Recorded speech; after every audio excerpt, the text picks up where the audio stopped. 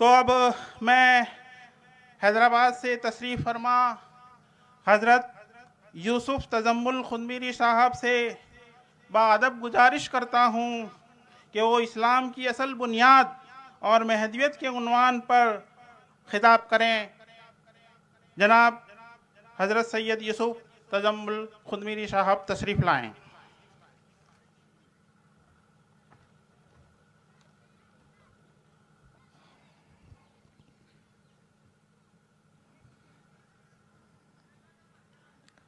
اعوذ باللہ من الشیطان الرجیم،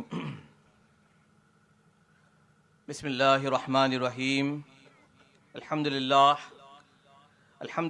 نحمدہ ونستعینہ ونستغفر ونتوکل علیہ ونعوذ باللہ من شرور انفسنا ومن سیئات اعمالنا، من یہدہ اللہ فلا مضل لہ ومن یضللہ فلا ہادی لہ، ونشهد أن لا إله إلا الله وحده لا شريك له ولا نظير، ونشهد أن سيدنا وسندنا ونبينا ومولانا محمدا عبده ورسوله، ونصدق أن سيدنا وسندنا وإمامنا ومولانا سيد محمد المهدي الموعود خليفة الله الودود وصاحب المقام المحمود، قد جاء ومضى امر اللہ مراد اللہ صلوات اللہ علیہ۔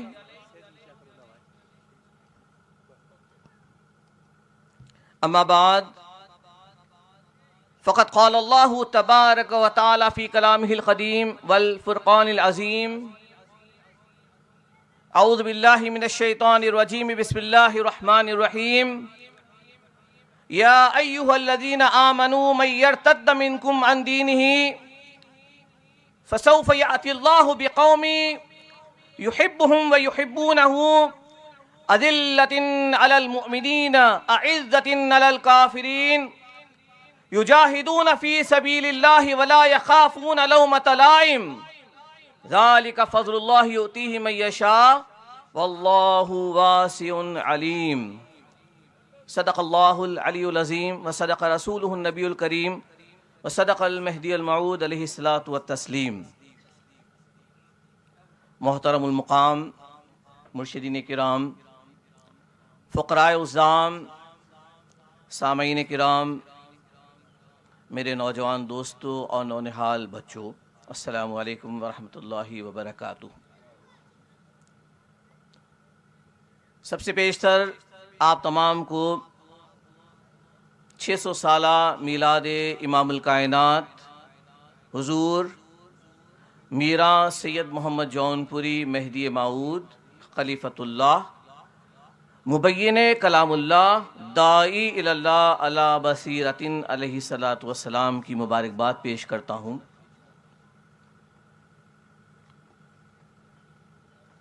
اور اس بات کا احساس آپ کے سامنے رکھنا چاہتا ہوں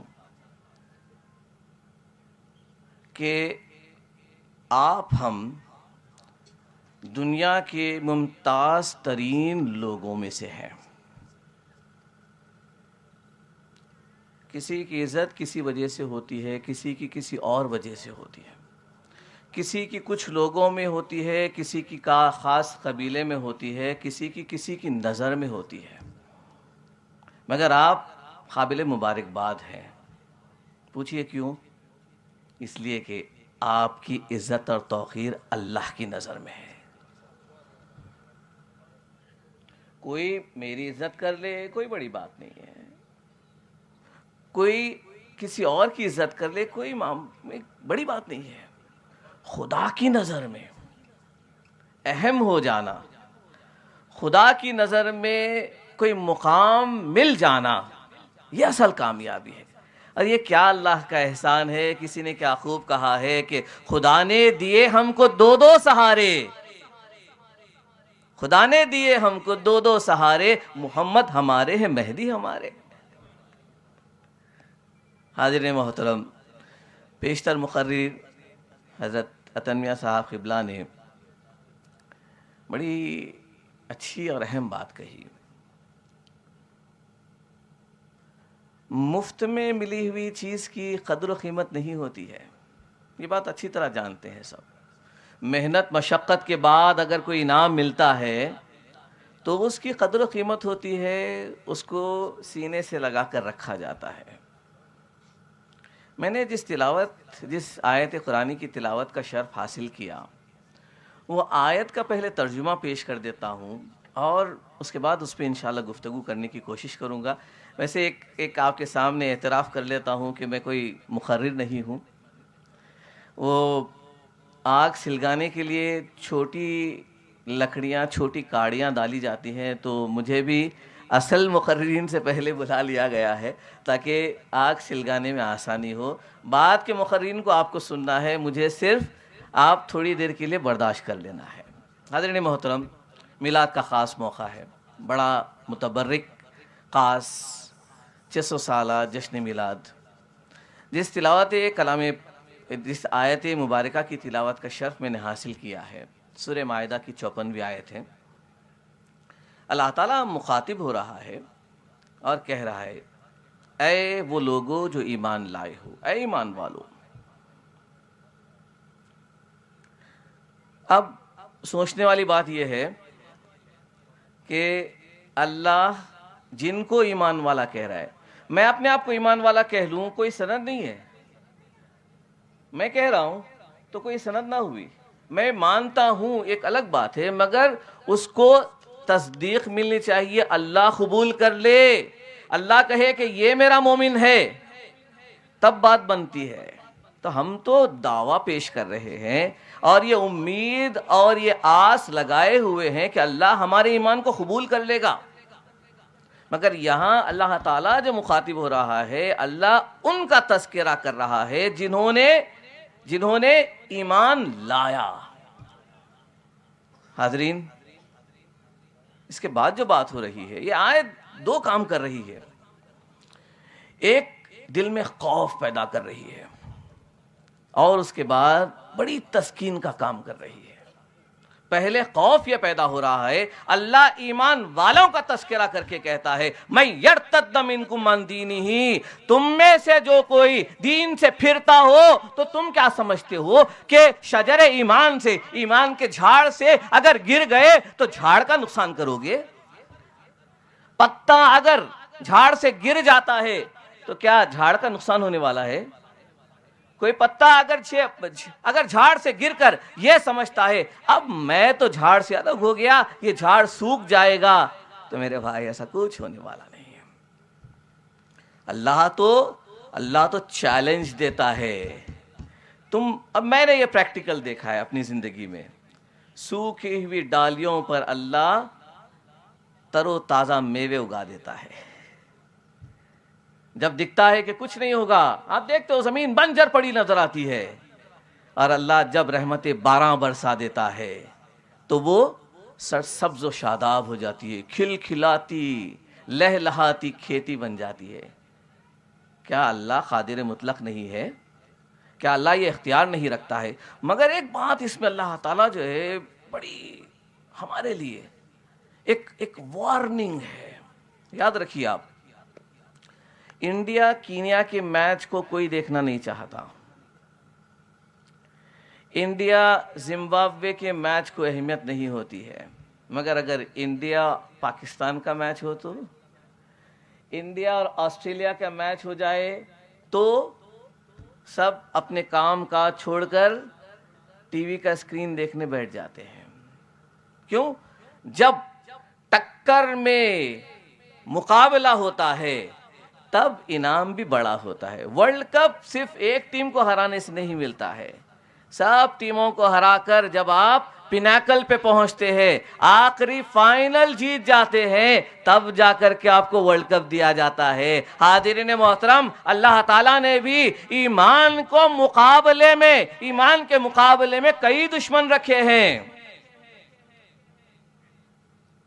یہ جو لفظ دشمن ہے نا, اسی میں کئی دشمن چھپے ہوئے ہیں. آپ دیکھیے, آپ دا شا ما نا, دشمن کے کتنے حرف ہیں؟ 4. دا شا ما نا. صحیح؟ اللہ تعالیٰ نے ہر حرف میں ایک دشمن کو چھپا کے رکھا ہے. دشمن کے ہر حرف میں ایک دشمن کو چھپا کے رکھا ہے. دال سے دنیا ہے, شین سے شیطان ہے. دنیا معمولی چیز مت سمجھیے آپ. ایسا پردہ ڈالتی ہے, ایسا اپنے چنگل میں پھنسا لیتی ہے کہ اس کے بعد صحیح غلط کا فیصلہ کرنا باقی نہیں رہتا. اور اکثر یہ جو لوگ عقیدے سے پھرتے ہوئے نظر آتے ہیں نا, میں نے جو غور کیا ہے آپ کے سامنے رکھتا ہوں. ایک دنیا بہت آ جاتی ہے, پیسہ بہت آ جاتا ہے, سوسائٹی بدل جاتی ہے, رہن سہن بدل جاتا ہے, لوگوں کے درمیان ہم اس قبیلے سے ہیں, ہم اس قوم سے تعلق رکھتے ہیں, بولنے میں جھجک آنی شروع ہو جاتی ہے. یہ ظاہری پہلو ہوا. باطن یہ ہے کہ دنیا کی مثال بزرگوں نے ایک رنگین سانپ کی دی ہے. بظاہر بہت خوبصورت نظر آتی ہے, مگر جب وہ ڈستی ہے تو پھر پانی کوئی نہیں مانگتا.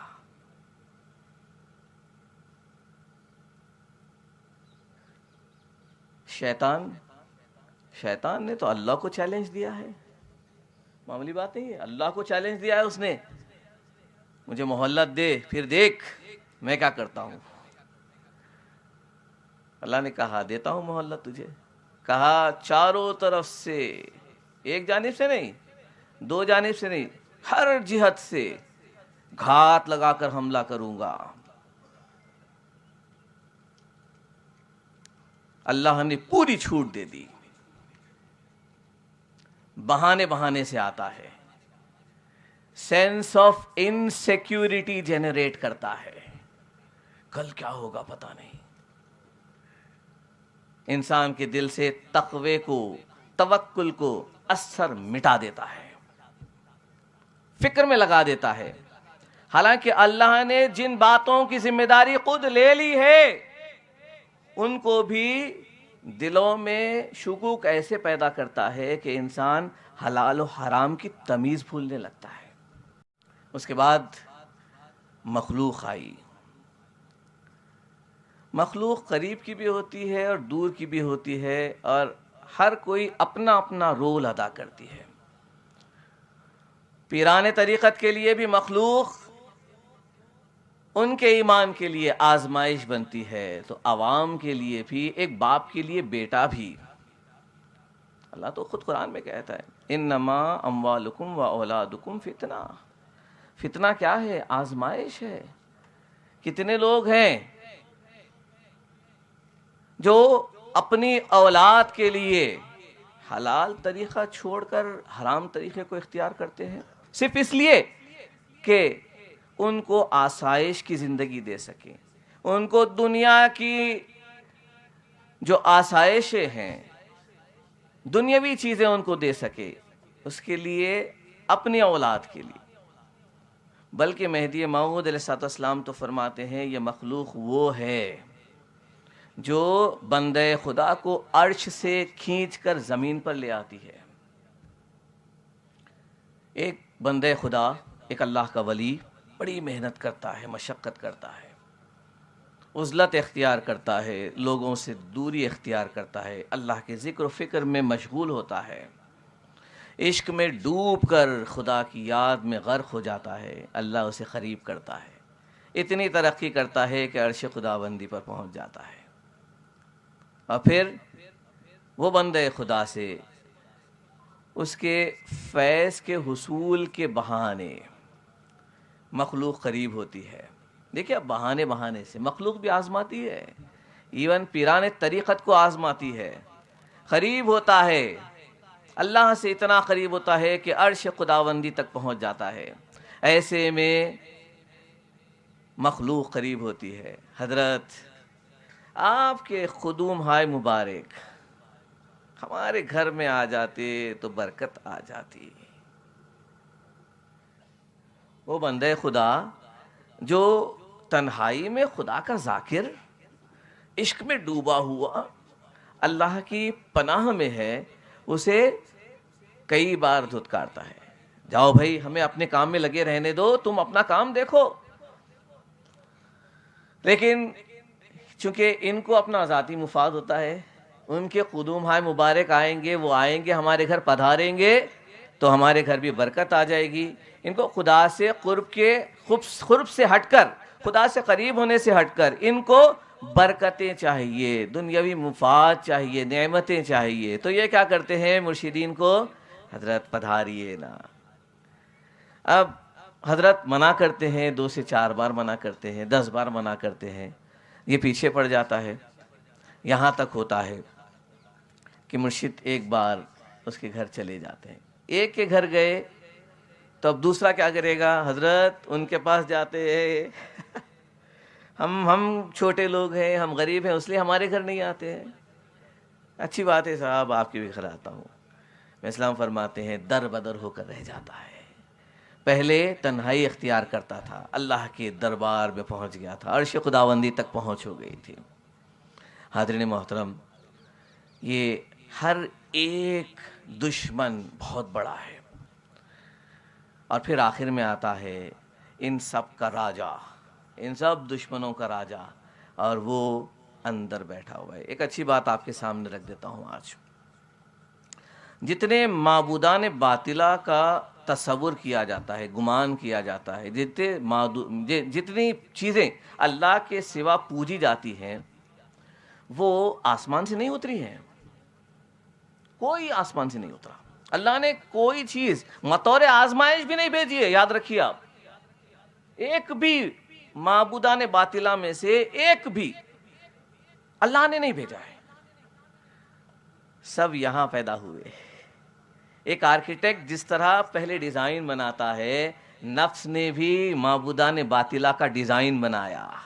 نفس کو راج کرنا تھا، نفس کو اپنے کہے کی کرنی تھی، اس کو جو چاہیے وہ ملنا تھا، تو اس نے معبودان باطلہ تراش لیے. واقعہ مرشد سے سنا ہوا ہوں، آپ کے سامنے پیش کر دیتا ہوں کہ بت پرستی بھی آج دیکھتے ہیں آپ، یہ بھی حقیقت میں وجود میں نہیں تھی. نوح علیہ السلام کے 2 بیٹے تھے، جن میں سے ایک بڑے متقی اور پرہیزگار تھے، جن سے لوگ نوح علیہ السلام کے انتقال کے بعد بہت قریب ہو گئے اور ان سے ارادت بھی رکھتے تھے، ان سے فیضیاب بھی ہو رہے تھے. دوسرے فرزند کے دل میں خیال پیدا ہوا کہ صاحب ہمارے پاس تو کوئی نہیں آتا ہے، ہمارا تو کوئی معتقد نہیں ہے، کوئی ہم کو پوچھ کے نہیں دیکھتا ہے. تو شیطان نے کہا بھلے مانس، ایسے کوئی آنے والے ہی ہیں تیرے پاس، وہ وہاں جم گئے ہیں، ان کو جو چاہیے وہاں مل رہا ہے، تیرے پاس اب کوئی آنے والا نہیں ہے. تو ایسے کر، اپنے باپ کی تصویر بنا. تو اس نے نوح علیہ السلام کے چہرے کے نقوش بنائے، ایک تصویر بنائی، اپنے گھر میں ٹنگائی، اور اسے دکھا کر لوگوں کو قریب کرنے لگا. بتانا یہ مقصود ہے کہ جب اللہ تعالیٰ نے کہا یا ایھا الذین آمنو، اے وہ لوگوں جو ایمان لائے ہو، تو اللہ تعالیٰ یہاں پر ان لوگوں کا تذکرہ کر رہا ہے جو اللہ کی نظر میں مومن تھے، مگر اللہ تعالیٰ اس کے بعد کہتا ہے تم میں سے جو مرتد ہوتا ہے وہ ہو جائے تو ہمارے لیے بھی وارننگ ہے. پتہ نہیں کب ایسا لمحہ آ جائے، پتہ نہیں کب ایسی صحبت میں ہم بیٹھ جائیں کہ اس صحبت کے اثر میں ہم اپنے ایمان کے اثر کو ضائع کر دیں. یہ جو ہمارے بڑوں نے قربانیاں دے کر، آپ تو بہت خوش قسمت ہیں کہ آپ ڈیموکریٹک کنٹری میں ہیں، کوئی پلٹ کر آپ کے ایمان کے تعلق سے سوال بھی نہیں کر سکتا ہے. مگر گجرات کی تاریخ گواہ ہے کہ بندگی میاں رضی اللہ تعالیٰ عنہ نے اللہ تعالیٰ کے راستے میں قتال کا جو امر تھا، اس کو جب آپ نے اپنایا ہے، جب اٹھایا ہے اس بیڑے کو، تو اس وقت مہدویوں کا عالم تھا. مہدویوں کا یہ حالت تھی کہ کوئی اپنے آپ کو مہدوی کہتا تھا تو اس کے پیشانی کو داغ دیا جاتا تھا. خالی اپنے آپ کو صرف مہدوی کہہ لیتے آپ، تو اس کی پیشانی کو کوے کے پنجے کا اوزار آگ میں تاپ کر داغتے تھے کہ یہ مہدوی ہے. پھر فتویٰ جاری کر دیا گیا تھا کہ ایک مہدوی کو قتل کرنا دانتی واڑے کے 40 مشہور ڈاکوؤں کو قتل کرنے کے برابر ہے، اتنا ثواب ملے گا. ایک مہدوی کو قتل کرتے ہو تو 7 حج مبرور کرنے کا ثواب عطا کیا جائے گا. ایسے حالات میں ہمارے بڑوں نے، ہمارے بزرگوں نے ایمان کی حفاظت کر کے اس خزانے کو، ایمان کی اس دولت کو ہم تک پہنچایا ہے. حاضرین محترم، اللہ تعالیٰ یہاں پر جس آیت کا میں نے آپ کے سامنے تذکرہ کیا ہے اس میں پہلے تو وارننگ دے رہا ہے. جو کوئی ایمان سے مرتد ہوتا ہے تو وہ یہ نہ سمجھے کہ اللہ کا دین ختم ہو جائے گا. اللہ کے دین کا پاسبان اللہ ہے. اللہ کہتا ہے فَسَوْفَ يَأْتِ اللَّهُ بِقَوْمٍ، تو اللہ تعالیٰ عنقریب ایک قوم کو لائے گا. حاضرین محترم، حضور امامنا مہدی موعود علیہ السلام نے اللہ تعالیٰ کے حکم سے فرمایا کہ اس آیت میں فَسَوْفَ يَأْتِ اللَّهُ بِقَوْمٍ میں جو قوم کا تذکرہ کیا گیا ہے، اللہ کے حکم سے آپ نے فرمایا کہ اس سے مراد بندے کی قوم ہے. سوال یہ اٹھتا ہے کہ کیوں مہدی موعود علیہ السلام کو مبعوث کیا جانا ضروری ہو گیا تھا؟ کیا بات تھی آخر؟ کیا قرآن اٹھا لیا گیا تھا؟ کیا ہدایت کے سارے دروازے بند ہو چکے تھے؟ کیا وجہ تھی آخر؟ کیا کوئی بھی اللہ والا باقی نہ تھا؟ بھائی لاکھوں کروڑوں لوگ نمازیں پڑھ رہے ہیں، حج کر رہے ہیں، زکوٰۃ ادا کر رہے ہیں، بظاہر ٹوپی داڑھی والے ہیں، سب ہیں، پھر اللہ کیوں کہہ رہا ہے یا ایھا الذین آمنوا من یرتد منکم عن دینہ؟ اے وہ لوگوں جو ایمان لائے ہو، تم میں سے جو دین سے پھرتا ہے تو وہ پھر جائے. اب بات 2-4 لوگوں کی نہیں ہو رہی ہے یہاں پہ. اگر ایمان والے، سچے ایمان والے باقی رہتے تو خلیفۃ اللہ کو آنے کی ضرورت نہ ہوتی. مہدی موعود علیہ السلام تو فرماتے ہیں کہ بندے کو اللہ تعالیٰ نے اس وقت مہدی بنا کر بھیجا جب دین اٹھ چکا تھا مگر مجذوبوں میں باقی تھا. کیا فرماتے ہیں کہ دین اٹھ چکا تھا. بظاہر آپ کو خانقاہیں نظر آئیں گی، بظاہر آپ کو مسجدیں نظر آئیں گی، بڑے بڑے لمبی لمبی چوڑی تقریریں کرنے والے نظر آئیں گے، چوبے نظر آئیں گے، لباس نظر آئے گا، گفتار نظر آئے گی، سب موجود ہے. لمبی لمبی صفیں بنائی جا رہی ہیں، مگر اللہ کی نظر میں کوئی مومن نہیں ہے. اللہ کی نظر میں کوئی مومن نہیں ہے. ایک حقیقت بتا دیتا ہوں آپ کے سامنے. مہدی موعود علیہ السلام نے بڑا بہترین اس کا خلاصہ کیا ہے. بہت پیارے طریقے سے آپ نے پوری سیناریو کو، آپ نے اس وقت کے جو حالات تھے ایک ہی نقل مبارک میں ساری بات کہہ دی ہے اور جامع انداز میں آپ نے بیان کیا ہے. آپ نے فرمایا دین کا مقصد 3 باتوں کی وجہ سے اٹھ جاتا ہے. ایک رسم، دوسری بدعت، تیسری عادت. یہ آپ کو ایک اچھی بات کہہ دیتا ہوں. ظاہر ہونے والے جو مرض ہوتے ہیں، نہیں، بخار آ گیا، کھانسی ہو گئی، ان کا علاج ذرا آسان ہوتا ہے، یہ دکھ جاتے ہیں. پیر ٹوٹ گیا، آسان ہے علاج، کوئی بڑا کام نہیں ہے. کسی کے سر پہ چوٹ لگی ہے، بہت آسان کام ہے. جو درد نظر آ جاتا ہے، جو زخم نظر آ جاتا ہے، جو بیماری پکڑ میں آ جاتی ہے، اس کا علاج آسان ہوتا ہے. لیکن اسلام پر جو بیماری آئی تھی، مہدی موعود علیہ السلام کے مقام و مرتبے کی نشاندہی ہوتی ہے. اس آیت مبارکہ میں اللہ نے جہاں پرابلم اسٹیٹمنٹ کہا ہے وہاں پر اس کا حل بھی بتایا ہے. آیت میں آگے آپ غور کرتے ہوئے چلے جائیں گے تو نظر آئے گا اور آپ کو سمجھ میں آئے گا کہ مہدی موعود اسلام کا مقام و مرتبہ کیا ہے. آپ کیوں لکی لوگوں میں ہیں؟ آپ کو کیا ملا ہے آخر؟ اس آیت میں غور کریں گے تو آپ کو پتا چلے گا۔ میں سامنے کیا فرمایا؟ دین کا مقصد 3 باتوں کی وجہ سے اٹھ جاتا ہے۔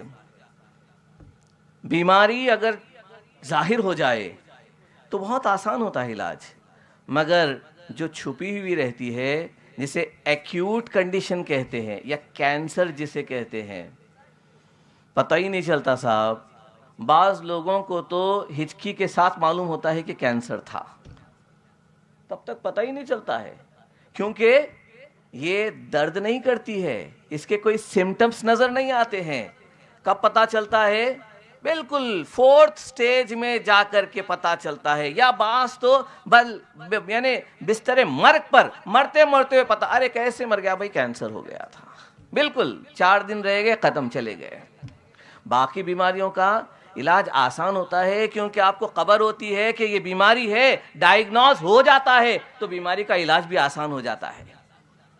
مگر مہدی موعود علیہ السلام نے جو بتایا وہ بیماری چھپی ہوئی بیماری تھی۔ بظاہر اسلام کا بڑا ڈھانچہ موجود تھا، مگر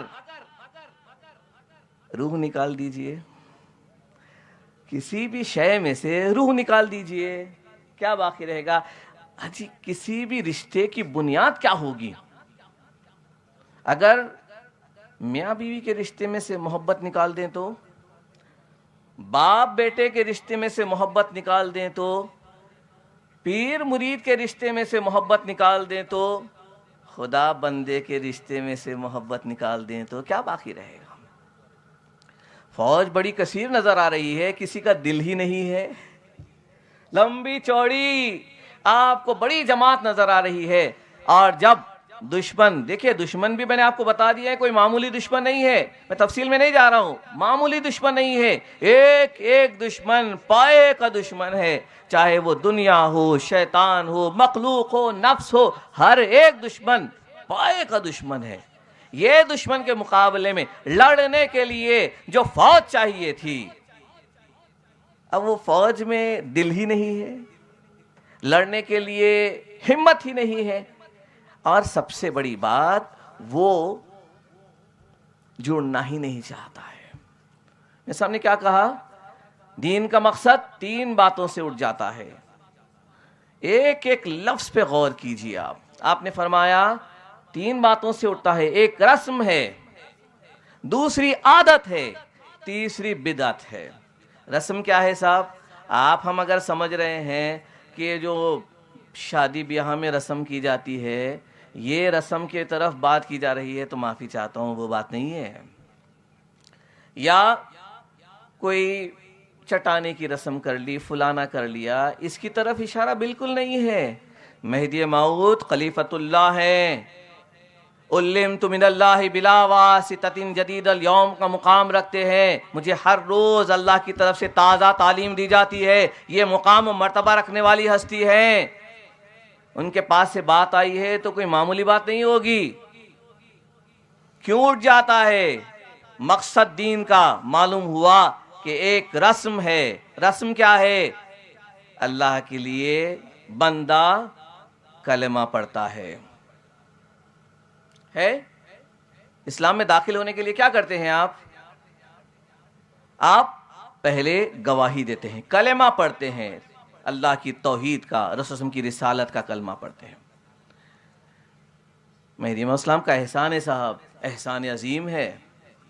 لوگ کلمہ پڑھ لینے کو ایمان سمجھ لیے تھے۔ لوگوں نے کیا سمجھا؟ ایک حدیث مبارک بھی ہے کہ من قال لا الہ الا اللہ فقد دخل الجنہ، جس نے لا الہ الا اللہ کہہ دیا وہ جنت میں داخل ہو گیا۔ جو لا الہ الا اللہ کہہ دیا وہ جنت میں داخل ہو گیا۔ واقعہ کچھ ایسا تھا کہ حضور اکرم صلی اللہ علیہ وسلم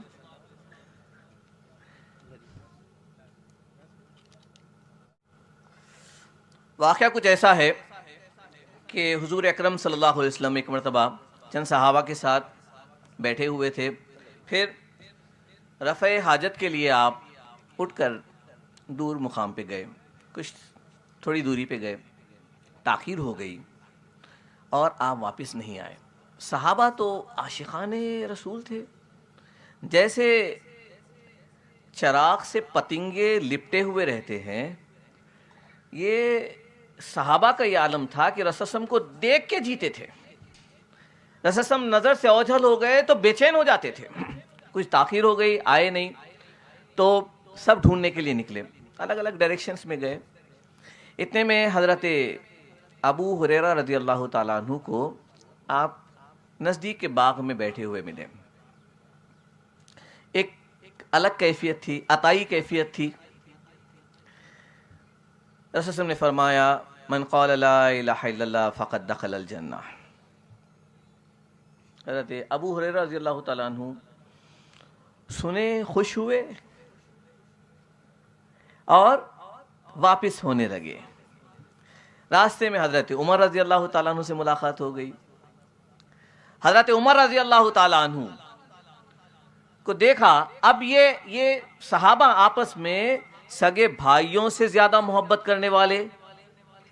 حضرت ابو ہریرہ رضی اللہ تعالیٰ عنہ اشتیاق سے کہ اتنی بڑی نعمت مجھے ملی ہے، اتنی بڑی بات رسول اللہ نے کہہ دی ہے، یہ بات میں حضرت عمر سے بھی کہوں گا۔ آپ نے وہ بات کہہ دی، من قال لا الہ الا اللہ فقد دخل الجنہ۔ بولے کہ کون کہتا ہے؟ رسول اللہ نے فرمایا ہے۔ تھپڑ پہلے رسول اللہ نے فرمایا، پوچھنے سے پہلے تھپڑ مار دی، ابو ہریرہ کو تھپڑ رسید کر دیے۔ بولے کہ کیا کہتے ہو؟ بولے رسول اللہ کہتے ہیں۔ رسول اللہ کے پاس گئے، یا رسول اللہ، ابو ہریرہ اس طرح کہتے ہیں کہ آپ نے فرمایا ہے من قال لا الہ الا اللہ فقد دخل الجنہ، جو کوئی لا الہ الا اللہ کہتا ہے وہ جنت میں داخل۔ نعم، ہاں۔ تو بولے یا رسول اللہ، ایسے تو لوگ عمل ہی چھوڑ دیں گے؟ لا الہ الا اللہ پڑھ لیا، انٹری ڈائریکٹ جنت میں، اس طرح تو لوگ عمل کو ہی چھوڑ دیں گے۔ مگر حاضرین محترم، میں اسلام کے پاس اس کا خلاصہ ہوا ہے، انشاءاللہ بعد میں وہ بات پہ آؤں گا۔ میں اسلام نے اس بات کا خلاصہ کیا ہے۔ دشمن بڑے کٹر ہیں، مقابلے میں مضبوط مقابلہ کرنے والی چیز چاہیے تھی۔ لوگ سمجھے کہ لا الہ الا اللہ محمد رسول اللہ پڑھ لیتے ہیں کافی ہیں۔ مہدی موعود علیہ السلام نے فرمایا لا الہ الا اللہ گفتنی منافق کی صفت ہے۔ اس ہم کا احسان ہے، ہم کو مذہب سمجھ میں آیا ہے تو مہدی موعود علیہ السلام کے صدقے طفیل میں۔ اس ہم نے فرمایا لا الہ الا اللہ زبان سے کہہ لینا گفتنی منافق کی صفت ہے۔ مثال دیا آپ نے، مثال دے کر بتایا کہ ایک پتھر لو، پتھر کو پانی میں ڈالو، جتنی دیر پانی میں رہے گا بھیگا ہوا نظر آئے گا، اسے نکال کر باہر رکھ دو، کیا اب وہ پتھر میں پانی کی کوئی بھی صفت آئی ہے؟ نہیں، پتھر کا پتھر ہے، 2 منٹ 1 منٹ میں سوکھ بھی جائے گا، تو وہ جو اوپر کا تھوڑا سا پانی نظر آتا تھا وہ بھی غائب۔ تو لا الہ الا اللہ گفتنی کیا کیا ہے؟ کچھ بھی نہیں کرا، پورے کا پورا میرا اندر کا شریر ابھی وہی حالت میں ہے کہ شرک میں ڈوبا ہوا ہے۔ سب سے بڑی بات، دل تک بات پہنچی نہیں ہے، اس لیے کہ ابھی گفتار ہے، گفتنی کے مقام پہ ہے۔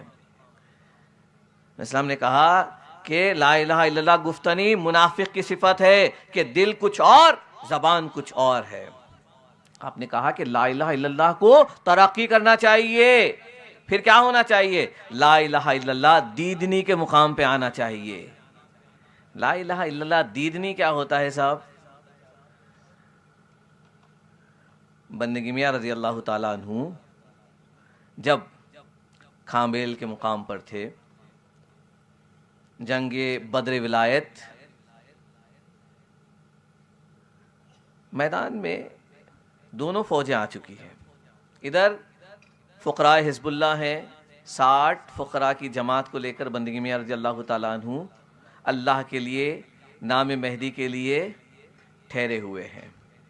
مقابلے میں 45,000 کا لشکر جرار عین اللعین کی سرکردگی میں آیا ہے۔ بندگی میاں رضی اللہ تعالیٰ عنہ نے ایسے موقع پر حضرت بندگی میاں ملک الہادات خلیفہ گرو رضی اللہ تعالیٰ عنہ سے پوچھا کہ بھائی دادو کیا کچھ دیکھتے ہو؟ تو کہا خونکار کے صدقے دیکھتا ہوں۔ بولے کیا دیکھتے ہو؟ بولے دونوں طرف حق کا جلوہ ہے، دونوں طرف حق کا جلوہ ہے۔ سبحان اللہ، کیا نظر ہے یہ! ہم کیا دیکھتے ہیں؟ وہ دشمن، یہ میاں کی جماعت۔ وہاں خلیفہ گرو رضی اللہ تعالیٰ عنہ مقام مرتبہ اپنا بھی بتا رہے ہیں، اور لا الہ الا اللہ دیدنی جو کیا ہوتا ہے ہم کو بتا رہے ہیں۔ فرمایا دونوں طرف حق کا جلوہ ہے، یہاں مہر خداوندی ہے تو وہاں قہر خداوندی ہے، یہاں اللہ کی مہر ہے تو وہاں پر اللہ کا قہر ہے۔ یہ پاکان خدا دنیا میں جو کچھ ہوتا ہے اس میں اللہ کی مشیت کو دیکھتے ہیں، اللہ کے ارادے کو دیکھتے ہیں۔ بندگی میاں نور محمد خاتم کار ستون دین رضی اللہ تعالیٰ عنہ کی بیٹی کا انتقال ہو گیا، بالکل کم سن بیٹی کا انتقال ہوا۔ یہ بات کہنے سے پہلے لا الہ الا گفتنی، لا الہ الا اللہ دیدنی کی جو مثال مہدی اسلام نے جو دی ہے وہ آپ کے سامنے رکھ دیتا ہوں۔ میں سامنے کہا اب وہی پتھر لو اور اسے آگ میں ڈال دو۔ پتھر وہی ہے، مگر اب کی بار آپ نے یہ کیا کہ اسے آگ میں ڈالا، کچھ دیر وہ آگ میں رہا۔ مجھے بتائیے کوئی وہ پتھر پکڑ سکتا ہے؟ اب ہاتھ سے اپنے وہ پتھر پکڑا جا سکتا ہے؟ نہیں۔ کیوں؟ کیا ہوا آخر؟ پتھر تو پتھر ہی ہے، پانی میں ڈالے تھے آپ نے، آسانی سے پکڑ لیا، اور کچھ بھی آپ کو ضرر نہیں پہنچا، کوئی تکلیف نہیں ہوئی۔ وہی پتھر ہے نا، آپ کیوں نہیں پکڑ پا رہے ہیں؟ اس لیے کہ اب اس نے ایک صفت اختیار کر لی ہے۔ لا الہ الا اللہ پڑھ لینا کمال نہیں ہے، حقیقت یہ ہے کہ اللہ تعالیٰ نے ہم کو مٹی کا تودا نہیں بنایا میرے بھائی۔ فَنَفَخْتُ مِن رُوحِي، پس اس میں جب میں اپنی روح پھونک دوں، اصل تو روح ہے، یہ جسد کو، اس جسم کو روح پر حاوی ہونے نہیں دینا ہے، بلکہ حقیقت یہ ہے کہ روح ایسی ہو جائے کہ جسد بن جائے، روح ایسی ہو جائے کہ لطیف جسم بھی ہو جائے۔ پتھر اب پکڑ نہیں سکتے آپ، کیوں؟ اس نے آگ کی وہ صفت اختیار کر لی ہے، اب وہ گرم ہو گیا ہے۔ خیر کسی طرح آپ نکال کے اگر باہر ڈال دیں گے تو تھوڑی دیر کے بعد وہ جو رنگ چڑھا تھا اس پر، کچھ دیر کے لیے صحیح، مگر وہ رنگ میں ہوتا ہے۔ اس کے بعد مقام میں اسلام نے فرمایا کہ لا الہ الا اللہ چشیدنی ہونا چاہیے، لا الہ الا اللہ چکھنا چاہیے۔ خاتم کار رضی اللہ تعالیٰ عنہ کا واقعہ سنا رہا تھا کہ آپ کی کم سن بیٹی کا انتقال ہو گیا، گئے اور آپ تدفین کر کے گھر واپس لوٹے۔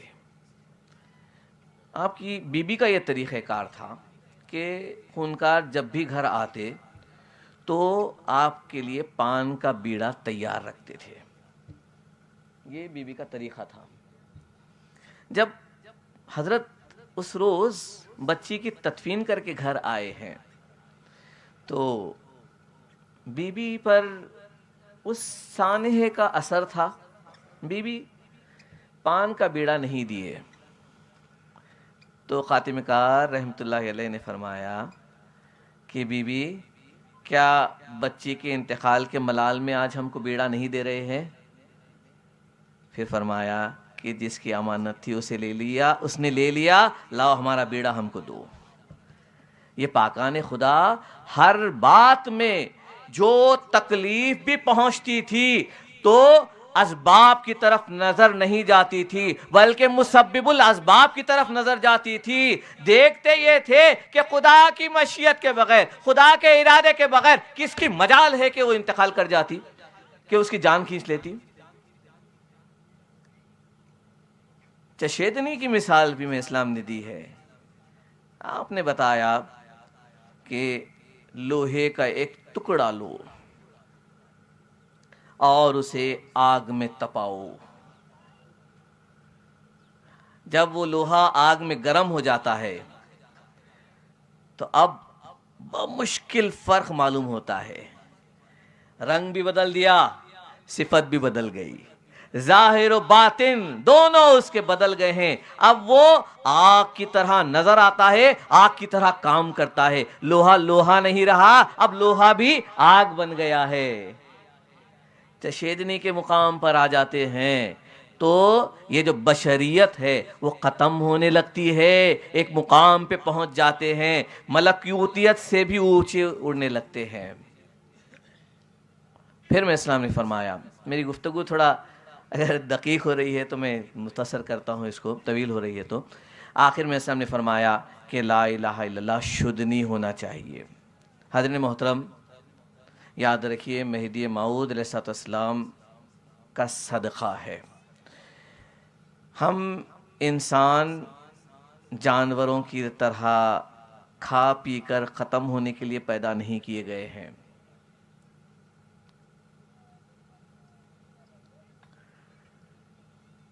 انسان اشرف المخلوقات کہلاتا ہے میرے بھائی.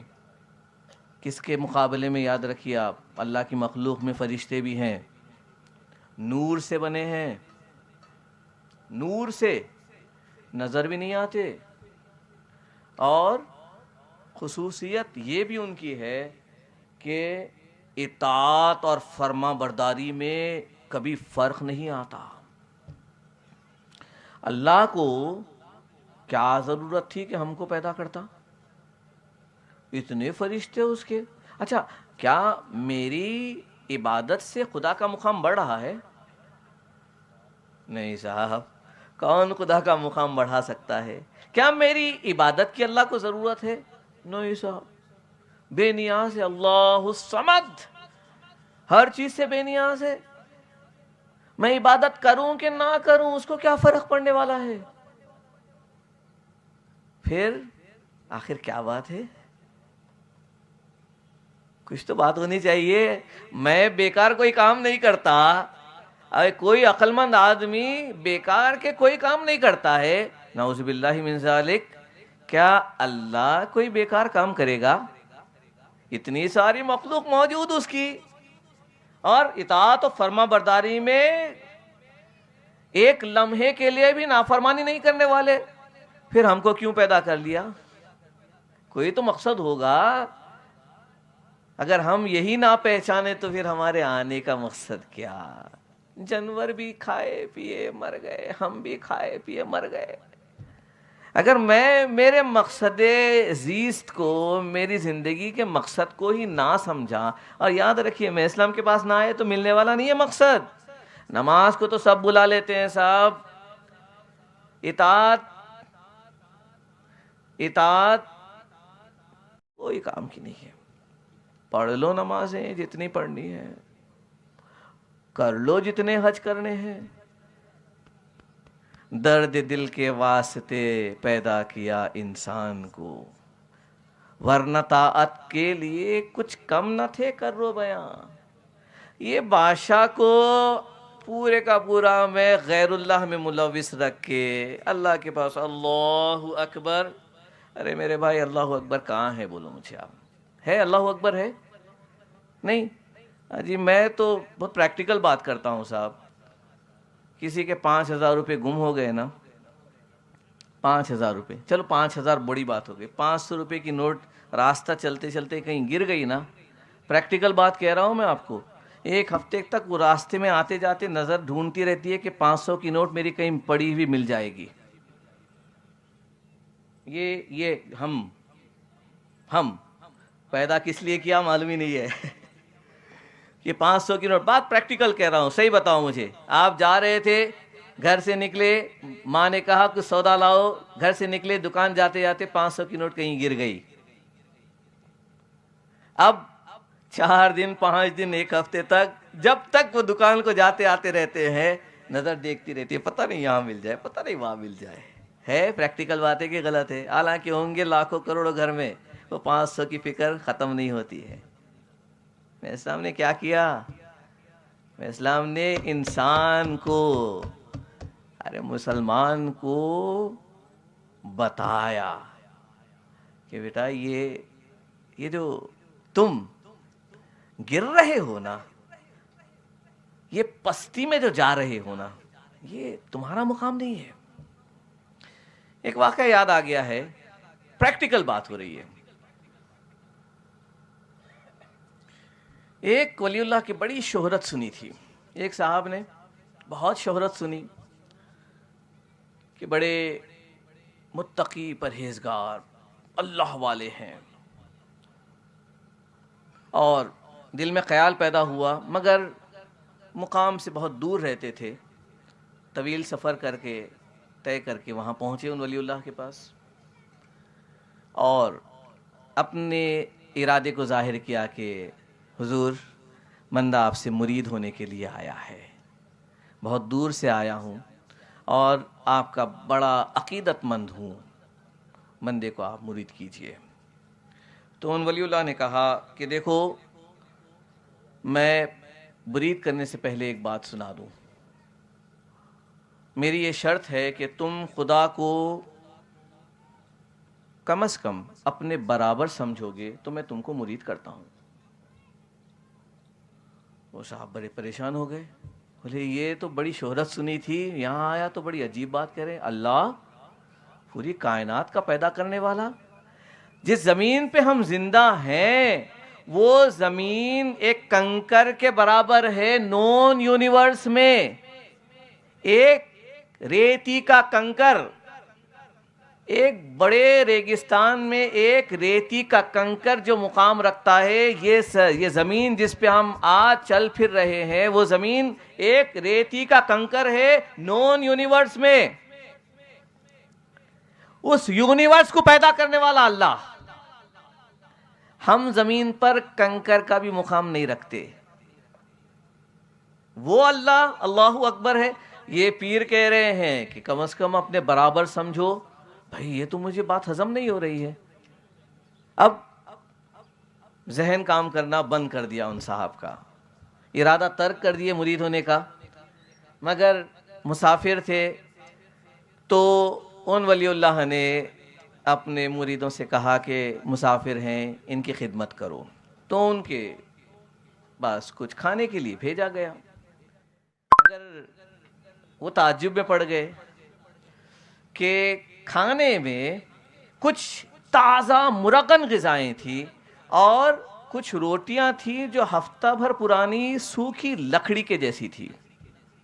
اب یہ پریشان ہو گئے کہ بھئی یہ کیا ماجرا ہے، جب تازہ مرغن غذائیں بھیجی ہی تھی تو یہ پرانی روٹیاں کیوں بھیجی ہے. بہرحال وہ تازی پرانی روٹیاں بازو رکھ کر جیسے ہی ہاتھ میں نوالا اٹھایا کھانے کے لیے، تو ایک سائل آ گیا، ایک مانگنے والا آ گیا.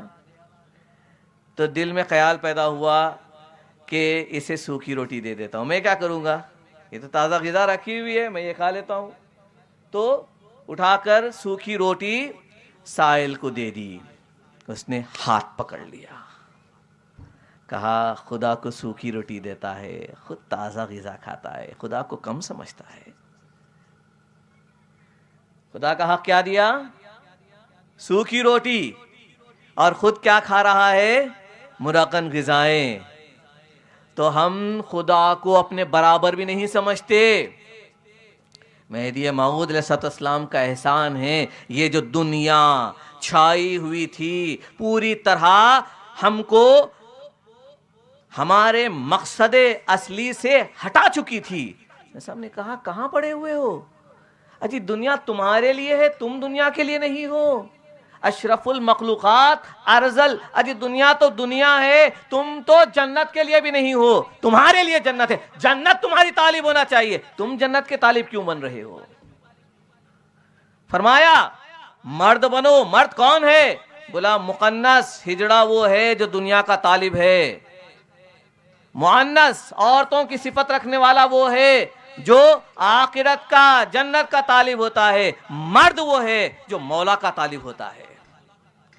اسلام نے لا الہ الا اللہ کے مراحل بتائے. لا الہ الا اللہ شدھ نہیں ہونا چاہیے. فرمایا کہ لکڑی کو آگ میں ڈالو, اس کے بعد لکڑی کبھی ہاتھ نہیں آتی. بندے خدا فانی ہو جاتا ہے, خدا کی ذات میں مٹ جاتا ہے.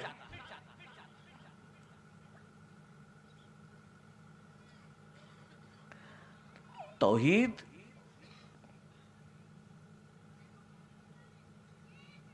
طالب بنایا خدا کا. کیسا طالب بنایا؟ پھر کہیں پر دائرہ باندھے ہیں. کیسے خدا کے طالب ہیں؟ ڈسٹریکشنز کو کس طرح ختم کیا ہے مہدی موعود علیہ السلام نے. بھائی ایک ایک تعلیم کو اٹھا کر دیکھیں گے آپ تو وہ جو شروع میں نے آیت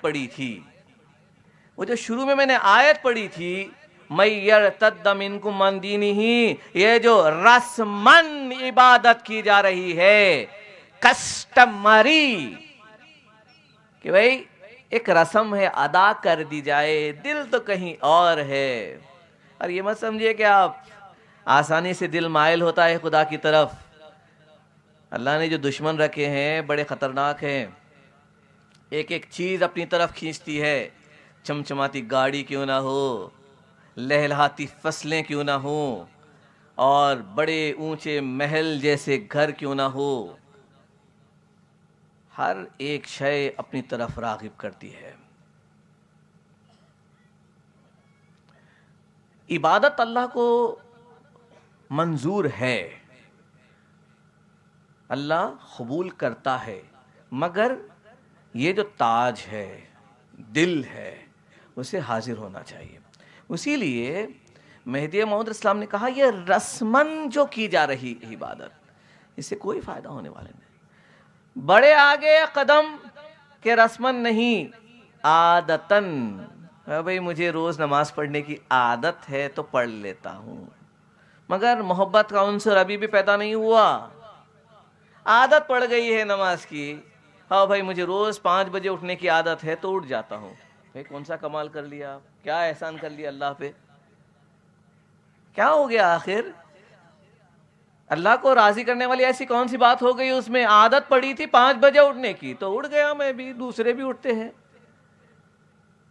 حرکتیں کر لی نماز کی اور سمجھ گیا کہ نماز ادا ہو گئی, سے بھی کچھ ہونے والا نہیں ہے. نماز تو وہ چاہیے کہ دنیا و ما فیہا سے آپ کو بے خبر کر دے. پیر میں تیر پھنسا ہو, زہر میں بجھا ہوا تیر ہو, شدت کا درد ہو, کسی کو ہاتھ لگانے نہ دیتے ہوں, اور ایسے میں نماز کا وقت آ جائے, جیسے ہی رکعت باندھی, حضور نے کہا علی جب نماز کے لیے رکعت باندھ لیتے ہیں تب وہ تیر نکال دینا. اب علی کہاں ہے؟ خدا کی نماز پڑھ رہا ہے. اب علی کہاں ہے؟ علی کا وجود تو ختم. حضرت علی کرم اللہ وجہ الکریم کا وجود کہاں ہے؟ خدا کی ذات میں فنا ہو کر خدا کے دربار میں خدا کو دیکھتے ہوئے رکعت باندھنے والی ہستیاں ہیں یہ. تو میں سامنے کہا کہ طلب بھی نہیں, دیکھنے کی تڑپ بھی نہیں, عادتاً نماز پڑھ لو گے. بھائی کم از کم تڑپ تو پیدا کرو, ایک طلب تو ہو انسان کی. وہ انسان ہی کیا, وہ اشرف المخلوقات کہلانے کے لائق کیسے ہو گیا جو پوری ذات کے ساتھ جیے اور اپنی ذات کو فنا کرنے کی ایک لمحے کے لیے بھی فکر پیدا نہ ہو. بدعت میں سے ہم نے کہا کہ یہ جو تم بدعت سمجھتے ہو یہ بدعت نہیں, اصل بدعت تو تمہاری ذات ہے. یہ جو نام پکارنے پر تم پلٹ کر دیکھتے ہو یہ بدعت اصل ہے. وہ مقام آنا چاہیے, وہ مقام آنا چاہیے, فقیری میں وہ مقام آنا چاہیے کہ خاک و زر میں فرق باقی نہ رہے. لا الہ الا اللہ شدنی میں وہ ہوتا ہے کہ بندے خدا ہوتا ہی نہیں ہے. تکلیف کاہے کی تکلیف, راحت کاہے کی راحت. یہ مراحل سے گزرتے ہیں, تب خدا کی ذات میں فنائیت حاصل ہوتی ہے. میں بھی فرائض ولایت کا تذکرہ بھی نہیں کر رہا ہوں. میں مقصد دین یاد رکھیے آپ. اللہ نے جہاں پر ارتداد کی بات کی, اللہ نے آیت میں پرابلم سٹیٹمنٹ کہا تو ساتھ ہی ساتھ سولوشن بھی آگے بتایا. اللہ نے پہلی جو صفت بیان کی اس قوم کی, جو قوم مرتد ہو جانے والے لوگوں کو ہٹا کر نئی قوم اللہ تعالیٰ لے کر آیا ہے, اس کی پہلی صفت اللہ نے بیان کی, یحبہم ویحبونہ.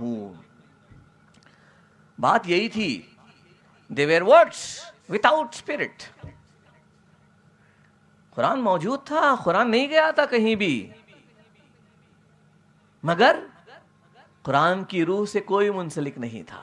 پڑھ رہے تھے بھائی, اب تراویح میں پڑھتے نہیں ہیں, انہیں پڑھنے والے کو خبر ہوتی نا, سننے والے کو خبر ہوتی ہے کہ کیا ہو رہا ہے. پڑھے ہی نہیں قرآن.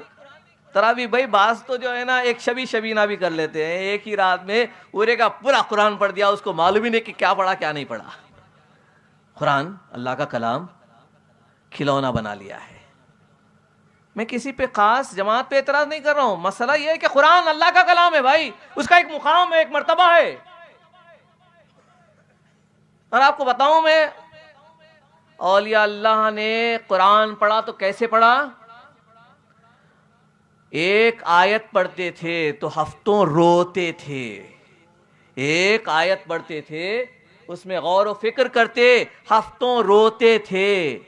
اللہ کے دربار میں عاجزی اور انکساری کا پیکر بن کر ہفتوں روتے تھے. اور بعض اولیاء اللہ تو ایسے ہیں کہ ایک آیت پڑھی, ان کی روح قبض ہو گئی, پرواز کر گئی روح ان کی. کیوں؟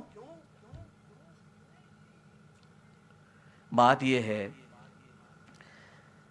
جتنا جانکار ہوتا ہے نا آدمی, جتنی اس کو نالج ہوتی ہے نا, وہ اسی کے مطابق عمل کرتا ہے. چھوٹا بچہ چونکہ اس کو خبر نہیں ہوتی ہے, حالانکہ ایک اچھی بات رکھ دیتا ہوں آپ کے سامنے, چھوٹے بچے کو خبر نہیں ہوتی ہے کہ کے لیے آگ سلگائی تھی, سینک میں کوئلے جل رہے تھے, آپ نے رکھ دیے. بچہ رینگنے والا, اس کو بیچارے کو کیا شعور, کھلونا ہے سمجھ کر وہ پکڑنے کے لیے لپک رہا تھا. آپ کیا کریں گے؟ چھوڑ دیں گے اسے؟ نہیں چھوڑتے, کیونکہ بچے کو شعور نہیں ہے.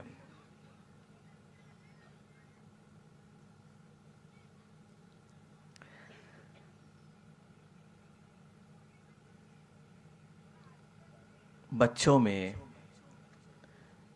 جتنا شعور ہے نا, اتنا شعور بھی باقی رہ جائے تو ہمارا بیڑا پار ہو جائے گا صاحب.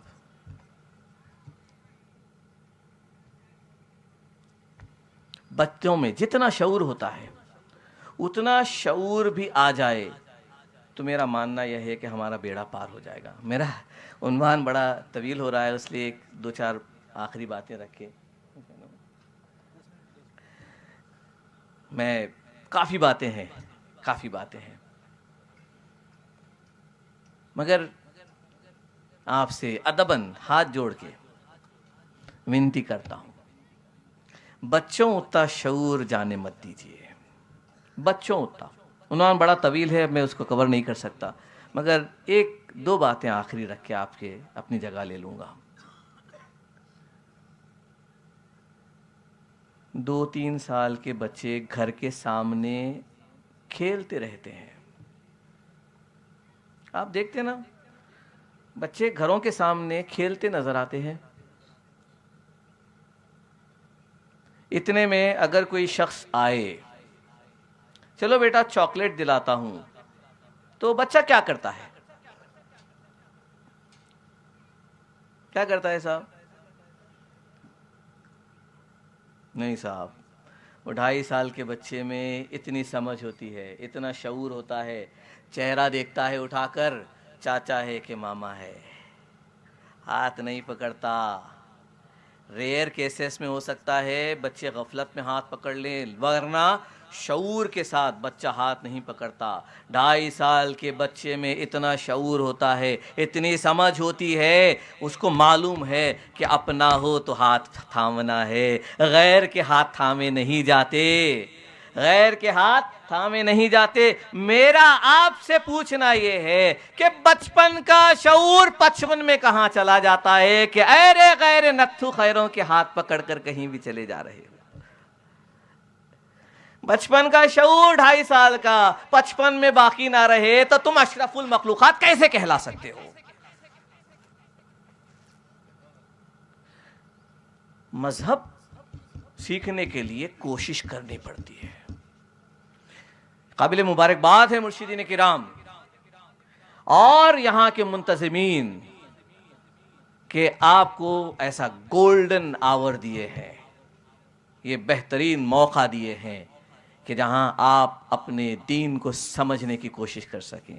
بچے کو امریکہ بھیجا جا سکتا ہے، انگلینڈ بھیجا جا سکتا ہے، آسٹریلیا بھیجا جا سکتا ہے، کس کے لیے؟ تاکہ دنیاوی تعلیم حاصل کر سکے، تاکہ وہ اچھا ایڈمنسٹریٹر، انجینئر یا بزنس مین بن سکے۔ حالانکہ اچھی طرح جانتے ہیں کہ کتنا بھی کما لے، کتنا ہی بڑا آدمی دنیاوی اعتبار سے بن جائے، نتیجہ گل در گل، مٹی کو مٹی میں جانا ہے۔ کیا ساتھ لے کر جاؤ گے؟ کیا ساتھ لے کر جاؤ گے؟ لا الہ الا اللہ گفتنی کے مقام پہ گئے تو پھر تو منافق، اور منافق کا نتیجہ مجھے بتانے کی ضرورت نہیں ہے۔ دائرہ مہدویہ میں اگر اللہ نے پیدا کر دیا ہے، فری میں انعام مل گیا ہے میرے بھائی، ورنہ مشقت کرتے، محنت کرتے، ریسرچ کرتے، چھان بین کرتے اور اسلام اور مہدویت میں داخل ہونے کی کوشش کرتے تو یہ جو 4 دشمن میں نے بتائے ہیں یہ آپ کو آنے نہیں دیتے اسلام کے دائرے میں۔ یاد رکھیے آپ، کیوں؟ انسان سینس آف انسیکیورٹی سے بھرا ہوا آتا ہے، اس کے اندر سینس آف انسیکیورٹی بھری ہوئی ہوتی ہے، بلکہ اچھا خاصا مسلمان مومن بھی سچویشن دیکھ کر اپنے عقیدے کا اظہار نہیں کرتا۔ فیکٹ شیئر کر رہا ہوں، 4 لوگوں کے درمیان میں سینس آف انسیکیورٹی آ جاتا ہے تو عقیدے کا اظہار نہیں کرتا۔ جو مضبوط عقیدے کے ہوتے ہیں وہ اپنے عقیدے کو ظاہر کرتے ہیں، وہ ان پاکان خدا کے نقش قدم پر چلنے والے ہوتے ہیں جو مہدویوں کو قتل کیا جا رہا، مہدویوں کو قتل کیا جاتا تھا۔ اس دور میں بھی نوجوانی کے عالم میں بیوہ ماں کے 2 آنکھوں کے چراغ اپنے دکان سے نکال کر لبے سڑک آ کر اعلان کرتے ہیں کہ ہمیں قتل کرنا ہو تو کر لو، ہم مہدوی ہیں، اور تصدیق کا کلمہ بلند آواز سے کہتے ہیں اصدق ان المہدی الموعود قد جاء ومضى، میں تصدیق کرتا ہوں کہ مہدی موعود علیہ السلام آئے اور گئے۔ مگر یاد رکھیے، اگر ان کے نقش قدم کو چھوڑ کر غیروں کی صحبت اختیار کر لی، معمولی مت سمجھیے آپ، معمولی مت سمجھیے۔ آپ کیا سمجھتے ہیں کہ کسی کو بھی دوست بنا لیں گے تو کچھ فرق پڑنے والا نہیں ہے؟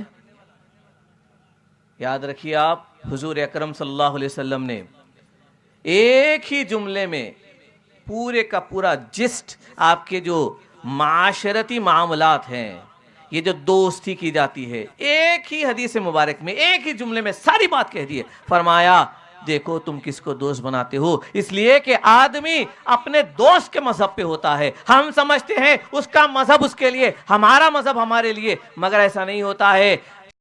صحبت غیر ارادی طور پہ اثر کرتی ہے. جس کے ساتھ بیٹھتے ہو آپ سموکنگ نہیں کرتے ہوں گے, سموکر کے ساتھ 2 ہفتے جی لو, تھوڑے دن کے بعد خود بخود سموکر بن جاؤ گے. آپ جب تک ایکٹیو سموکر نہیں بنتے تب تک پیسو سموکر تو بنے رہیں گے آپ. بری صحبت کوئلے کی کان کی طرح ہوتی ہے, کچھ نہ بھی خریدا تو تھوڑی کالک تو گھر لے کر جاؤ گے. اچھی صحبت جو ہوتی ہے, خوش عقیدہ مہدوی بھائیوں کی صحبت, مرشدین کرام کی صحبت, یاد رکھیے عطر کی دکان کی مانند ہوتی ہے. کچھ نہ بھی خریدا, جب تک صحبت میں بیٹھے رہے تب تک فیض یاب ہوتے رہو گے, عطر کی خوشبو سے مہکتے رہو گے, خود بھی مہکو گے, دوسروں کو بھی مہکا دو گے. اللہ تعالیٰ سے دعا ہے کہ اللہ ہمیں ایمان کی سلامتی عطا فرمائے. مہدوی گھر میں پیدا کیا ہے, اے اللہ یہ دور آ گیا ہے کہ رات کو مومن ہوتا ہے تو ہو سکتا ہے صبح وہ کفر کی حالت میں اٹھے, شاید وہ دور آ گیا ہے. اے بار الہ ہم کو اس فتنے سے بچائے رکھ.